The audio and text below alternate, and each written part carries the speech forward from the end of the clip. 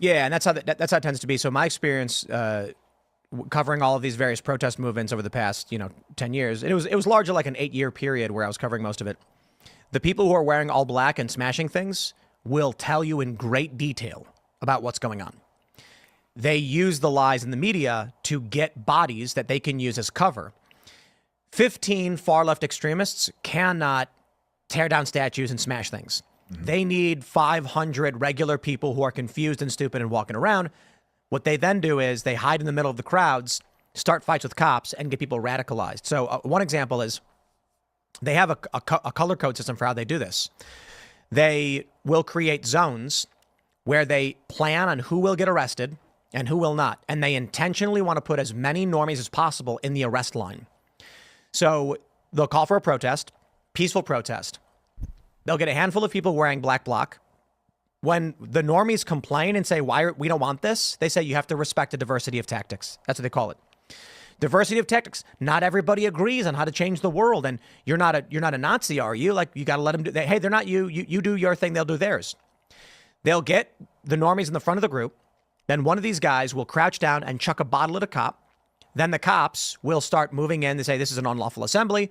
You're under arrest. The normies, 20-year-old college women and men, have no idea what's going on.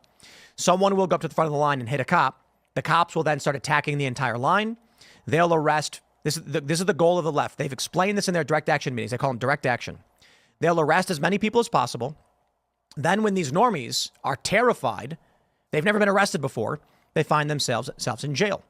They're brought to the jail in New York where they cram every one of these tiny cells. They're deeply uncomfortable. They're standing for hours. It's super hot. They're super sweaty. And the leftists then say, don't you see what they do to people? You didn't even do anything wrong and they arrested you. Let's hold hands and sing songs. They try to then love bomb you to make you feel good. They say, who knows a good song? And they'll sing some like 90s rock song that everybody knows. Then everyone's singing and feeling good. They'll say, take my number down and call me. We need your help.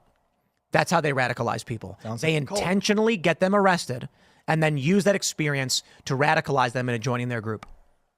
Crazy. Sounds like those tactics were also used at January 6th. They have, people. That's a little different.